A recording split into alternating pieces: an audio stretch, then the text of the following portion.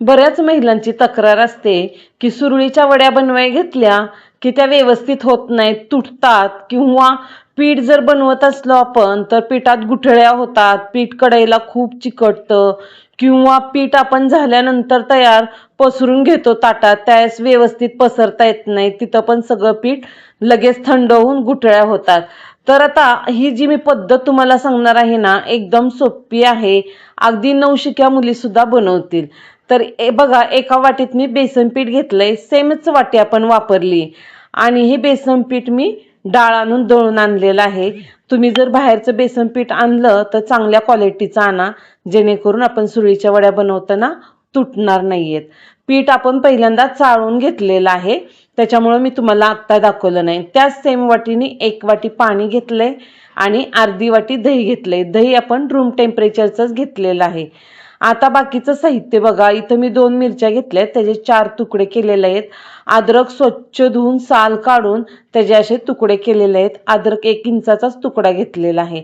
ओलं खोबरं आहे, ते सुद्धा खिसून घेतलेलं आहे.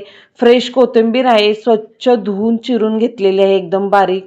कढीपत्ता, हिंग घातल्यामुळे खूप छान चव लागते. मीठ आणि हळद.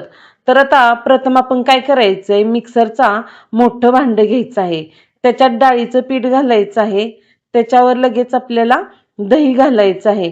आणि दही लक्षात ठेवा, दही शक्यतो जास्त पातळ असू नये, दही घट्टच घ्यायचंय आपल्याला. हळद पण आपल्याला इथंच घालायची आहे.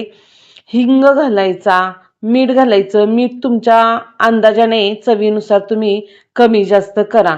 हिंग घातल्यामुळे खूप सुंदर चव लागते वड्यांची, त्यासाठी आपण सगळ्या भांड्यात घातलेलं आहे. आता अद्रक आणि मिरची पण याच्यात घालायची, आणि जे आपण 1 वाटी भरून पाणी घेतलंय ना, ते पाणी सुद्धा याच्यातच ओतून घ्यायचं आहे, आणि हे मिक्सरला छान फिरवून घ्यायचं आहे. मिक्सरला फिरवून झाल्यानंतर बघा, किती लगेचच 2-3 मिनिटात होऊन जातं. आपल्याला हे एका गाळणीने किंवा असं चाळणीवर पुरणाच्या गाळून घ्यायचं आहे. म्हणजे काय होतं, ह्याच्यात आपण अद्रक मिरची घातलेली आहे ना, ते सगळं निघून जातं, त्याचं फक्त अंश उतरतो त्याच्यात.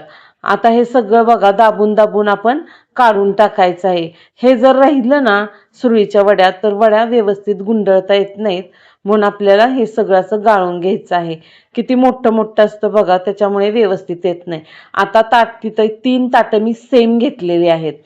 आता तुम्ही म्हणसाल, अजून पीठ सुद्धा ह्यांनी बनवलं नाही आणि लगेच वड्या बनवायला सुरुवात केलेली आहे. पण आता तुम्हाला मी पद्धत सांगते, ती खूप सोपी आहे आणि एकदम झटपट होणारी आहे. ताटाला आपण 2-3 थेंबच तेल लावायचं आहे, आणि तेल सगळं असं व्यवस्थित छान पसरून लावायचंय. एकदम जास्त पण तेल घ्यायचं नाहीये. कढई तिथं पाणी गरम करायला ठेवलेले आहे, आणि त्याच्यात स्टँड ठेवलेला आहे. तुमच्याकडे जर स्टँड नसेल ना, तर एखादी वाटी ठेवली तरी सुद्धा चालेल, आणि त्याच्यावर झाकण ठेवायचं, म्हणजे पाणी पटकन गरम होतं. आता हे आपल्याला बॅटर सगळं बेसनचं ताटात ओतायच्या आधी चमच्याने चांगलं छान व्यवस्थित फिरवून घ्यायचं, म्हणजे खाली दाटसरपणा आलेला असतो, घट्ट होतं, ते सगळं व्यवस्थित फिरवल्यानंतर होतं. आणि ताटात आपल्याला बॅटर इतपत वतायचे की सुरळीची वडी जास्त जाड पण होऊ नये किंवा जास्त पातळ पण होऊ नये, आणि सगळ्या ताटात असं व्यवस्थित पीठ आपल्याला ओतून घ्यायचंय. आता जेवढं पीठ झालंय तेवढं ताटातनं पण ओतून घ्यायचं. इथं मी 3च ताटं घेतलेली आहेत, त्याच्यामुळे 3 ताटात ओतत आहे. तर काय, इथं माझ्या किचन कट्ट्याला ना थोडासा उतार आहे, त्याच्यामुळे सेम येई नाही, पण कढईत ठेवल्यानंतर सगळं व्यवस्थित होणार आहे बघा. आता हे जेवढं राहिलंय तेवढं सगळं व्यवस्थित सगळ्या ह्याच्यात छान ओतून घेतलेलं आहे. जास्त जाड नाही आणि जास्त पातळ पण होणार नाही, याची आपण काळजी घ्यायची. आता हे आपण इथं पाण्याला पण छान उकळी आली, आता कढईत ठेवून देऊया ताट. ताट कढईत ठेवायचं आणि त्याच्यावर झाकण ठेवायचं आहे. महत्वाची गोष्ट तुम्हाला सांगते, झाकण ठेवताना एकदम पॅक झाकण ठेवायचं नाहीये. काय होईल, तुम्ही जर एकदम पॅक लावून ठेवलं ना, तर त्याचं वाफेचं सगळं पाणी आहे ना, इथं आपण पीठ स्टीम करायला ठेवलंय त्याच्यावर सगळं पडेल आणि सुरळीच्या वड्या व्यवस्थित येणार नाही. त्याच्यामुळे झाकण झाकताना अगदी थोडंसं उघडं ठेवायचं, जेणेकरून थोडीफार वाफ बाहेर जाईल. बघा, अगदी 5 मिनिटात एकदम मस्त छान स्टीम झालेलं आहे, आणि कढईत ठेवल्यामुळं सगळ्या ताटात पीठ पसरलेलं आहे.